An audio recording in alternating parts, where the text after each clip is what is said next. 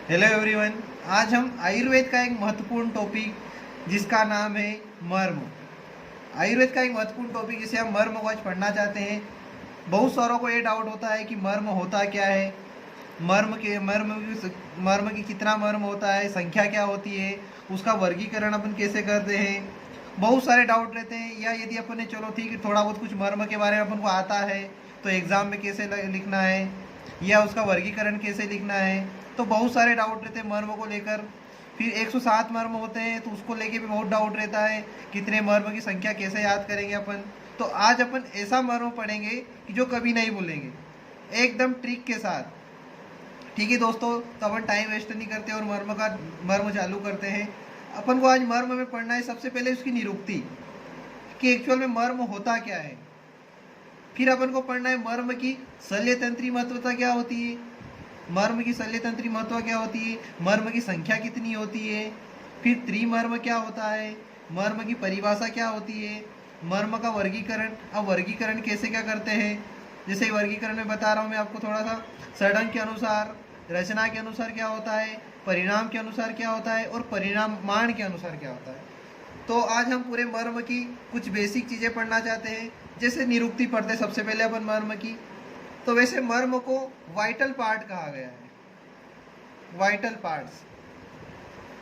मर्म की निरुक्ति है, मारिंती इति मर्माणी। आचार्य डल्ला ने कहा कि जो मार डालते हैं उन्हें मर्म कहते हैं, या जिन स्थानों पर आघात लगने से मृत्यु होती है अथवा मरण के समान वेदना होती है उसे मर्म कहते हैं।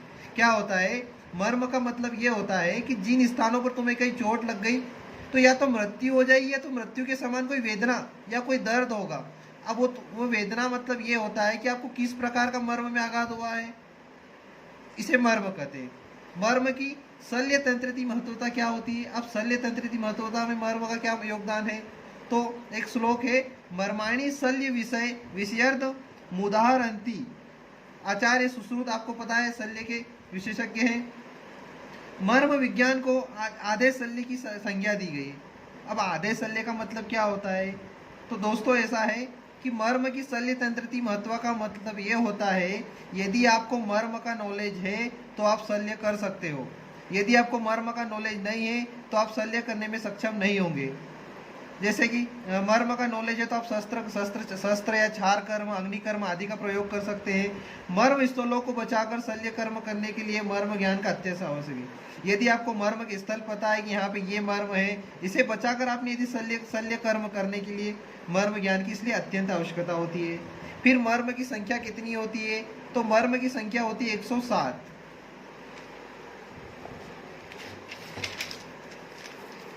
अब मर्म की संख्या 107 होती है, उसमें त्रिमर्म क्या होता है, त्रिमर्म का अर्थ होता है तीन मर्म। अब तीन मर्म कौन कौन से होता है, एक तो हृदय होता है, एक बस्ती होता है और एक सिर होता है। अब इसी को त्रिमर्म में क्यों दिया, बाकी को क्यों नहीं जोड़ा, तो इसका कॉन्सेप्ट ये है कि हृदय में पित्त का स्थान रहता है, बस्ती में वात का स्थान रहता है और सिर में कफ का स्थान रहता है। अब हृदय में क्या, हृदय में पित्त का स्थान हो गया, बस्ती में वात का स्थान हो गया और सिर में कफ का स्थान हो गया। अब त्रिमर्म की प्रधानता आज भी सर्वथा सिद्ध है, मतलब त्रिमर्म की जो प्रधानता है वो आज भी सर्वथा सिद्ध है। वो कैसे है, क्योंकि आज भी हम किसी भी रोगी की साध्य असध्यता की चिकित्सा निर्धारण करने के लिए त्रिमर्मों से दूर नहीं जा सकते। इसका अर्थ ये होता है कि हमें त्रिमर्म का नॉलेज होना चाहिए। क्यों, हृदय मर्म जो है इसमें पित्त की प्रधानता रहती है। अब हृदय मर्म के द्वारा अपन क्या क्या पता लगा सकते हैं, हार्ट बीट, हृदय दर कितनी होती है, रिस्पायरेटरी रेट कितनी होती है, हमारा ब्लड प्रेशर कितना है।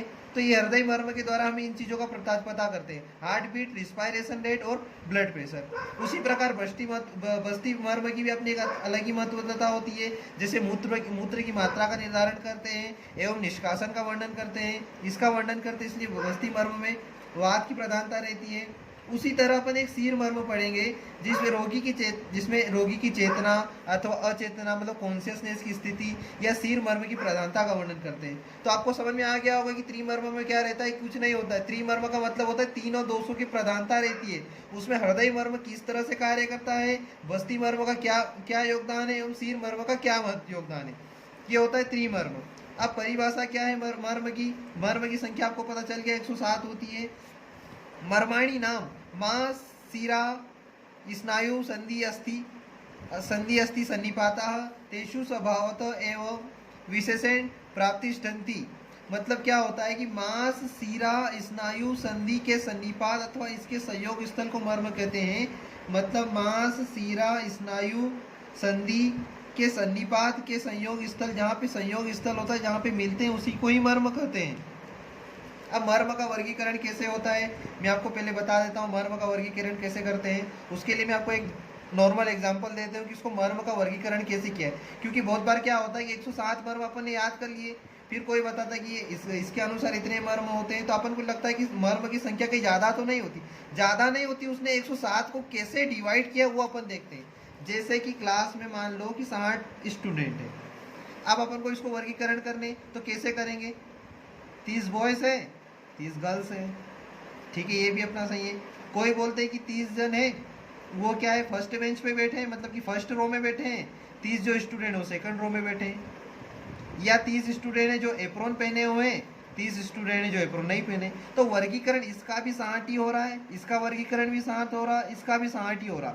इसी तरह मर्म का भी एक अलग अलग वर्गीकरण किया है। कैसे? जैसे मैं आपको पिछले इसमें बताया था कि मर्म का वर्गीकरण सड़ंग के अनुसार भी किया है, मतलब अपने सड़ंग शरीर के अनुसार किया है, रचना के अनुसार उसको वर्गीकरण किया है, परिणाम के अनुसार वर्गीकरण किया है, और परिमाण के अनुसार। तो अब इसका मतलब ये मत समझना कि मर्म की संख्या ये भी क्या अलग अलग होती, कुछ नहीं होता।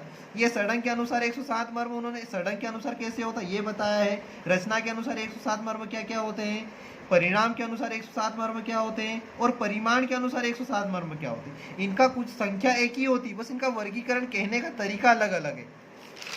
मैंने जैसे आपको एग्जांपल नहीं दिया था, 30 बॉयज से 60 स्टूडेंट है, 30 बॉय 30 गर्ल्स है, 30 जन है जो फर्स्ट रो में बैठे हैं, 30 जो है सेकंड रो में बैठे हैं। उसी प्रकार मर्म का वर्गीकरण किया है। अब वर्गीकरण क्या है? मांस शिरा स्नायु अस्थियम संधि या आदि धातु उपधातुओं में उपस्थित रहती है, परंतु मर्म स्थान पर जिस धातु उपधातु की अधिकता होती है उसी आधार पर मर्म का नामकरण किया है। मतलब मर्म का नामकरण कैसे किया गया आपको समझना है। जिसका मतलब ये होता है कि जैसे मांस हो गया, शिरायु स्नायु अस्थि संधि आदि धातु उपधातु उपस्थित रहती है, परंतु मर्म स्थान पर जिस धातु उपधातु की अधिकता रहती है उसी के आधार पर नामकरण। मतलब जिसकी जो अधिकता रहती है, जैसे मांस मर्म है तो मांस से रिलेटेड है, शिरा मर्म है शिरा से रिलेटेड है, स्नायु से रिलेटेड है, अस्थि से संधि जॉइंट से रिलेटेड, मतलब उससे रिलेटेड उनके अनुसार उनका नाम दे दिया। अब अपन सबसे पहले पढ़ेंगे सड़ंग के अनुसार मर्म क्या होता है। अब इसको याद कैसे करें? सड़ंग के अनुसार अपन सड़ंग के अनुसार क्या होता है? एक तो होता है ऊर्ध्वजत्रुगत, मध्य शरीर, ऊर्ध्व शाखा और अध शाखा। क्या क्या होता है सड़ंग के अनुसार? 107 मर्म क्या होता है? ऊर्ध्वजत्रुगत, मध्य शरीर, ऊर्ध्व शाखा और अध शाखा।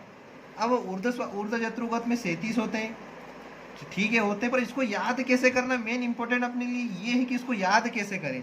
तो देखो ऊर्ध्वजत्रुगत में ऊ दिख रहा है तो यहाँ पे 3 लिख दिया अपन ने। ऊर्ध्वजत्रुगत में ऊ लिखा है तो अपन ने यहाँ पे 3 लिख दिया। अब इसकी गिनती गिनो, कितना लिखा है? 1 2 3 4 5 6 और 7, 3 लिखा। अब यहाँ 7 लिख दो। याद नहीं करना है, सिर्फ देखना है कि कैसे लिखते हैं। खुद ही ऊर्ध्वजत्रुगत चिल्ला के बोल रहा है कि मेरी संख्या 37 है, मुझे रट लो। क्या बोल रहा है? ऊर्ध्वजत्रुगत में 3 लिखा है तो 3 अपन ने लिख दिया। अब 1 2 3 4 5 6 7 ऊर्ध्वजत्रुगत 7 शब्दों से मिलकर बना है तो 7 लिख दो। अब अपन को याद नहीं करना है कि ऊर्ध्वजत्रुगत में कितनी होती है, खुद ऊर्ध्वजत्रुगत लिखो, अपने आप वो बोल देगा कि मेरी संख्या 37 होती है। अब अपन आते हैं मध्य शरीर में कितनी होती है, इसको भी याद नहीं करना। ये मध्य शरीर है ना, मध्य लिख, ये 6 लिखा दिख रहा है, यहाँ पे 6 लिख दो। और या मध्य शरीर, तो शरीर में 2 लिख रहा है, यहाँ पे 2 लिख दो। नहीं आया समझ में? देखो कैसे है, मध्य शरीर में ध लिखा है ना तो ध को 6 बना लो, और शरीर र स लिखा है ना तो स को 2 बना लो, तो ये 26 हो गया। अब आता है ऊर्ध्व शाखा। ऊर्ध्व शाखा में कितने होता है? तो ये 2 बना, ये ख का 2 बना, ये हो गए 22। अध शाखा में भी ये बना, ये लिख दो 22, ये हो गए 107। देखो क्या करा, सड़ंग के अनुसार 107 कैसे बनाए? ऊर्ध्वजत्रुगत, मध्य शरीर, ऊर्ध्व शाखा, अध शाखा। ऊर्ध्वजत्रुगत में 3 लिखा, गिनती जोड़ो 7। मध्य शरीर में ध लिखा, 6 लिखा, शरीर है तो 2 आगे लिख दो 2। ऊर्ध्व शाखा में 22, अध शाखा में 22। अब ऐसे ही अपन को रचना के अनुसार भी याद करना है। ज़्यादा टेंशन लेने की जरूरत नहीं है, नाम में ही सब कुछ छुपा है उनके। नाम ही बता रहे हैं कि हमारी कितनी संख्या, बस थोड़ा सा इधर उधर करना है उसमें। अब देखो रचना के अनुसार कैसे अपन ने मास मर्म, रचना के अनुसार पहले मैं आपको बता देता कि कौन कौन से मर्म होते हैं। एक तो मास मर्म होता है, सीरा मर्म होता है, स्नायु मर्म होता है, संधि मर्म होता है और अस्थि मर्म होता है। अब मास खुद चिल्ला चिल्ला की बोल रहा है कि मेरी संख्या 11 होती है, देखो आप क्लियर दिख रहा है मास में, तो ये हो गया मास मर्म। अब सीरा मर्म की संख्या कितनी होती है अपन को याद नहीं करना, पहले सीरा लिखो आराम से। सीरा लिखा, ये सीरा में 4 लिखा दिख रहा है, यहाँ पे 1 दिख रहा है, 41 लिख दो यहाँ पे। स्नायु, स्नायु की अपन को याद नहीं करना, स्नायु लिखो, लिखा स्नायु, ये 2 लिखा दिख रहा है, न लिखा हुआ है, न को ऐसे करो, यहाँ पे डंडी लगाओ, ये खुद बोल रहा है कि मेरी संख्या 27 है। अब बोलेंगे कि ये संधि मर्म कितनी होती है, चलो अपन ने 3 की तो बना ली ट्रिक, कुछ भी संधि में भी कुछ नहीं है, ये लिखा संधि, ये 2 लिखा दिख रहा है, यहाँ 0 लिखा दिख रहा है, लिख दो 20, ठीक है, हो गई संधि याद। अब लिखेंगे अस्थि मर्म, अस्थि मर्म तो और भी आसान है, कुछ नहीं है, अस्थि में अ लिखा, ये इसको बोल दो, शुरू में अपन को घर वाले अनाराम नहीं सिखाते थे, ऐसे करो इसको मिटा दो 8, तो यही बन गया, अस्थि में जिधर जोड़ो ये 8 मर्म हो गए, ये हो गए 107। अब अपन ऐसे कैसे अपन परिणाम के अनुसार पढ़ते हैं, परिणाम के अनुसार क्या होता है, सद्य प्राणहर मर्म होता है, कालांतर मर्म होता है, विशल्यग्न मर्म होता है, वैकल्य मर्म होता है और उजागर। अब बोलोगे कि अब ये बताते जा रहे हो, इसका मतलब भी तो बताओ ये क्या होता है। ये कुछ नहीं होता, ये सडंग के अनुसार उन्होंने बताया कि ऊर्ध्वजत्रुगत में सीर एवं ग्रीवा के अनुसार कितने होते हैं, मध्य शरीर में कितने होते हैं, 26 होते हैं, ऊर्ध्व शाखा में कितने होते हैं, अधर शाखा में कितने होते हैं, ये हो गया। ये ऊर्ध्वजत्रुगत में सीर और ग्रीवा आ गया, इधर मध्य शरीर आ गया, ऊर्ध्व शाखा और अधर शाखा, इसके अनुसार अपने सडंग के अनुसार, रचना के अनुसार जहाँ पे मास मर्म कितने होते हैं 11 होते हैं, सीरा में कितने होते हैं 41, स्नायु में 27, संधि में 20 और अस्थि में 8। अब परिणाम के अनुसार पढ़ते सद्य प्राणहर, कालांतर, विशल्यग्न, वैकल्यकर और उजाकर। अब सद्य प्राणहर का मर्म का मतलब ये होता है कि ऐसा मर्म जहाँ पर आघात लगने से तुरंत मृत्यु हो जाती है, उसे बोलते हैं सद्य प्राणहर मर्म। अब इसकी संख्या कितनी होती है, 19 होती है, ठीक है, इसकी संख्या कितनी होती है सद्य प्राणहर की, 19 होती है, ठीक है। कालांतर मर्म की कितनी संख्या होती है, अब कालांतर में देखो क्या लिखा हुआ है, कालांतर, यहाँ पे ल लिखा दिख रहा है, ल, इसको 2 बार लिख दो, लिखा 33,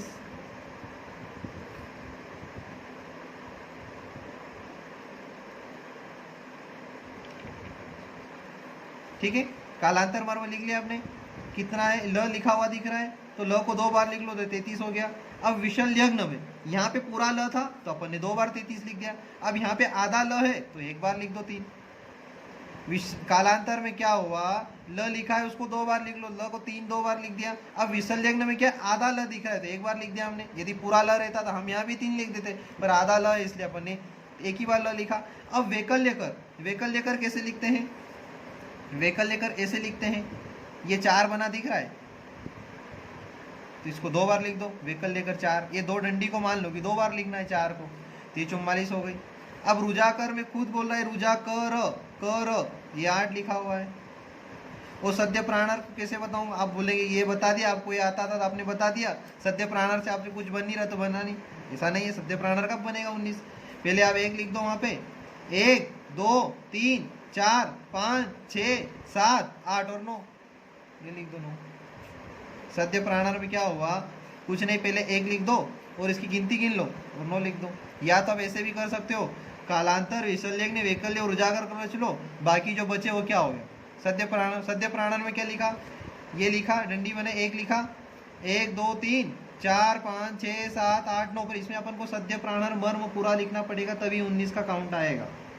फिर कालांतर में क्या है, ल लिखा इसलिए 2 बार लिखा, विशल्यग्न में आधा ल है इसलिए 3 लिखा, वैकल्यकर में 2 डंडी इसलिए 2 बार 4 लिख दिया, और रुजाकर में क में 2 क है वो 8 जैसा दिख रहा है इसलिए 8, ये हो गया 107 मर्म। अब अपन को ये चीज आता है, अधिकतर क्वेश्चन आता है कि सद्य प्राणहर, कालांतर, विशल्यग्न, वैकल्यकर, रुजाकर की प्रकृति कौन सी रहती है। तो सद्य प्राणहर की प्रकृति आग्नेय होती है, कालांतर की सौम्य प्लस आग्नेय होती है, और विशल्यग्न की वायव्य होती है, वैकल्यकर की सौम्य होती है, और रुजाकर की वायव्य प्लस अग्नि होती है। आपको ये याद करना है, तो कैसे याद करोगे, ये आग्नेय पहली बार फर्स्ट में आग्नेय लिख दो, सेकंड में आग्नेय लिख दो, ठीक है, हो गया। या विशल्यग्न में वश है वह लिख दो, वायव्य लिख दो, वैकल्यकर में सोम लिख दो, वासा लिख दो, वासा, तो वैकल्य कर्म क्या हो जाएगा, सौम्य हो गया। कालांतर में क्या हो गया, अशोक। कालांतर में क्या हुआ, देखो कैसे करना है अपन को, सद्य, प्राणहर, कालांतर, विशल्यग्न, वैकल्यकर। सबसे पहले इतना याद रखो, आग्नेय यहाँ भी लिखना है तो हमें आग्नेय यहाँ भी लिखना है।